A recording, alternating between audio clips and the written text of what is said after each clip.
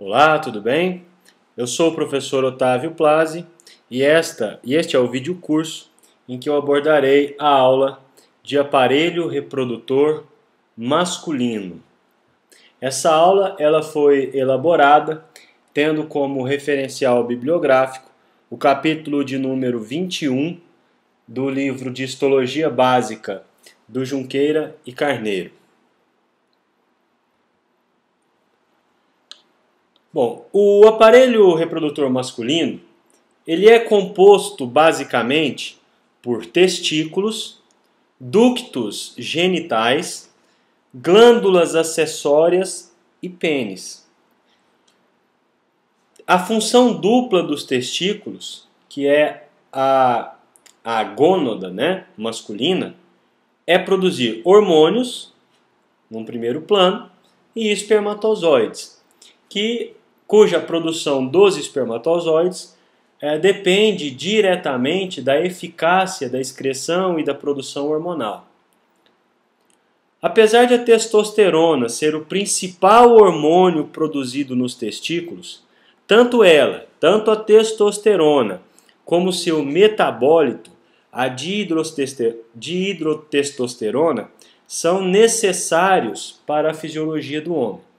Então a gente tem um referencial muito claro, né? Sempre que a gente pensa em hormônio masculino, hormônio sexual masculino, né? A gente tem a referência primária da testosterona, né?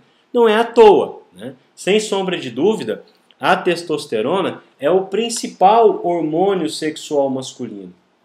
É ela que vai ser responsável pelo start, pelo início da produção, por exemplo, dos espermatozoides. Porém, o seu metabólito, né, a dihidrotestosterona, ela é responsável, por exemplo, pela fixação dos caracteres sexuais, né, relativos ao homem, a quantidade de pelos e assim sucessivamente. Então ela tem uma função importante também neste processo.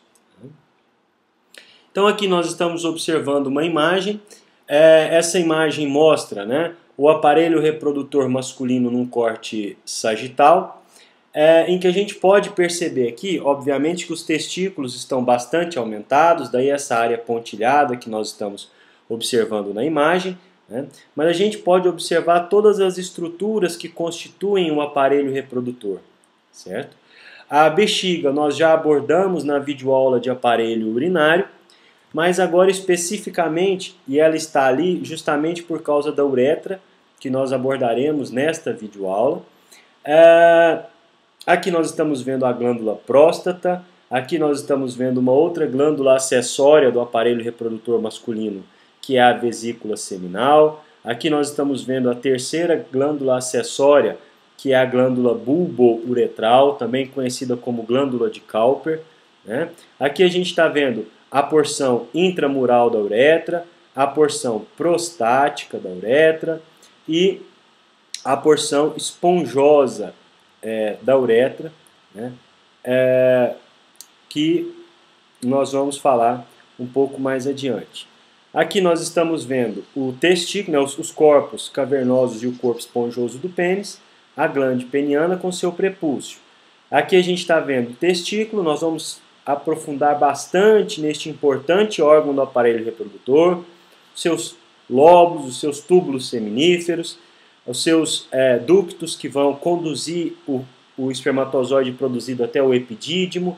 Do epidídimo vão ser lançados através do ducto deferente. O ducto deferente, na sua porção final, tem uma dilatação, que é a ampola, e nessa dilatação nós temos a entrada do ducto deferente na próstata e o esvaziamento do seu conteúdo dentro da uretra. Isso faz com que a gente perceba que, diferente do aparelho reprodutor feminino, o aparelho reprodutor masculino, a uretra, ela participa dos dois sistemas, tanto do sistema urinário quanto do sistema reprodutor.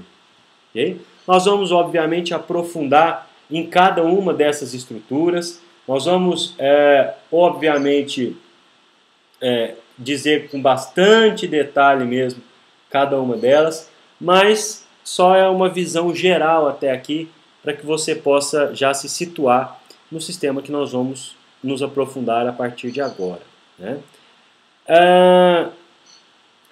A testosterona, como eu já disse, é importante para a espermatogênese, não é isso? Para a produção do espermatozoide, é importante para a diferenciação sexual durante o desenvolvimento embrionário e fetal e também é importante para o controle da secreção das gonadotropinas, que são característicos, né, da ação dessa testosterona.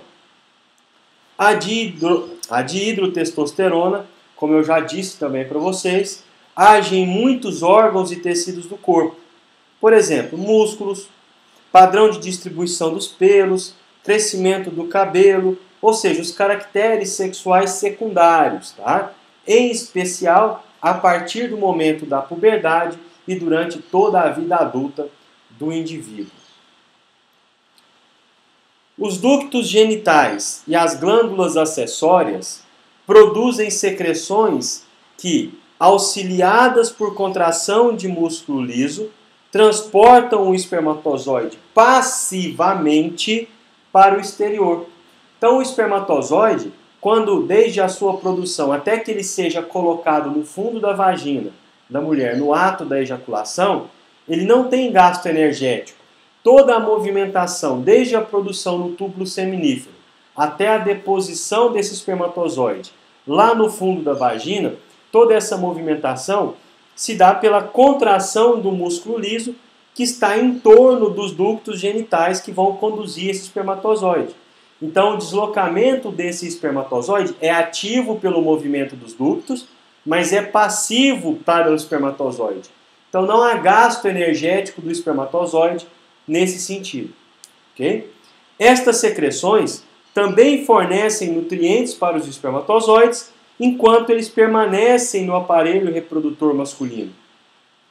Os espermatozoides e as secreções dos ductos genitais e as glândulas acessórias compõem o sêmen. Okay? Então, o sêmen ele é constituído dos espermatozoides e mais os fluidos, né? Os produtos de secreção tanto dos ductos genitais quanto das glândulas acessórias vão nutrir esses espermatozoides, vão deixar esse conjunto mais fluido, mais viscoso, de forma que possa possibilitar a chegada desses espermatozoides lá no fundo da vagina, após o coito, né, após o ato sexual, e aí, a partir de então, esses espermatozoides vão adentrar a cavidade uterina e vão em busca do ovócito para ser fecundados. Tá? Então nós vamos mais adiante no nosso videocurso caracterizar muito claramente os compostos desse sêmen. Aqui por enquanto é só uma apresentação inicial. Tá?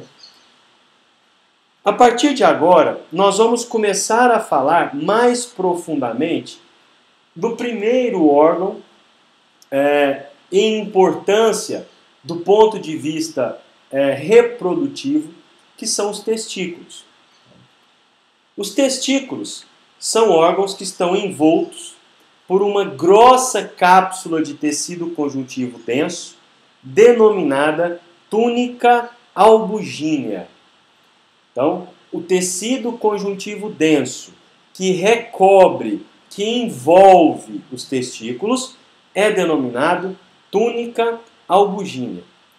Essa túnica albugínea ela é espessada na superfície dorsal dos testículos para formar o mediastino dos testículos, do qual partem os septos fibrosos que vão dividir esse testículo em lóbulos, que a gente vai ver logo a seguir.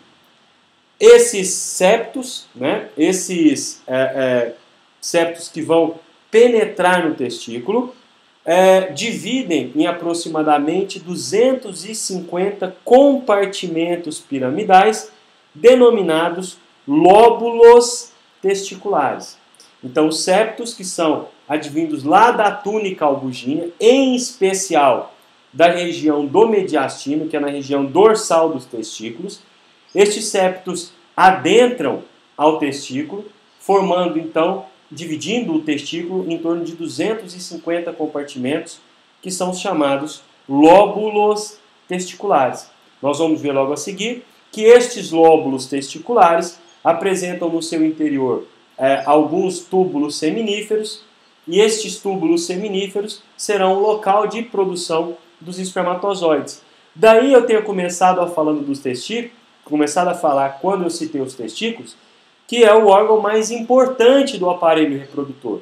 Porque é justamente nesses lóbulos testiculares é que nós vamos ter a produção do gameta masculino, que é a célula reprodutora, que vai se unir à célula reprodutora feminina, formando um novo indivíduo. Né? Então aqui a gente pode observar aquela mesma imagem que nós vimos anteriormente, mas agora focaremos aqui no testículo. Né? Externamente, a gente está vendo aqui, olha, a túnica albugínea, que está envolvendo intimamente o testículo. Essa túnica albugínea, na região, especialmente na região dorsal desse testículo, vai enviar septos, e esses septos vão dividir os testículos em lobos piramidais. Né?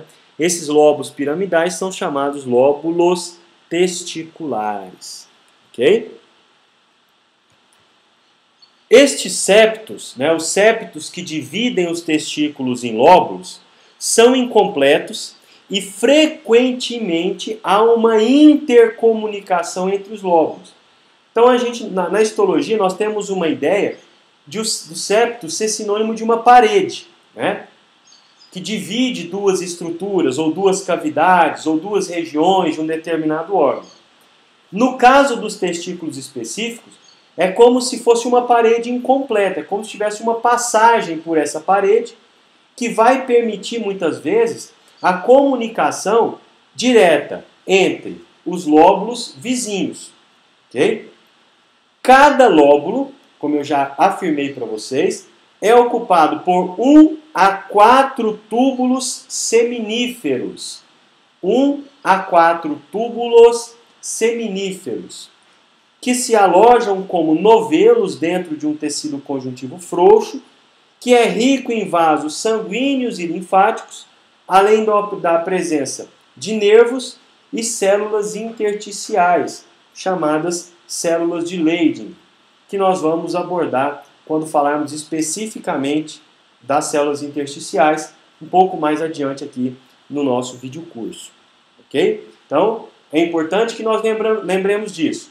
O testículo ele é envolto pela túnica albugínea. Essa túnica albugínea emite septos que divide o testículo em lóbulos. Esses lóbulos e esses septos dividem o testículo, mas não separam por completo esses lóbulos. Em algumas regiões, há comunicação entre lóbulos vizinhos. Cada um desses lóbulos testiculares tem de 1 a 4 túbulos seminíferos, e é justamente nos túbulos seminíferos que nós observaremos a produção das células reprodutoras masculinas, que são os espermatozoides, enquanto as células intersticiais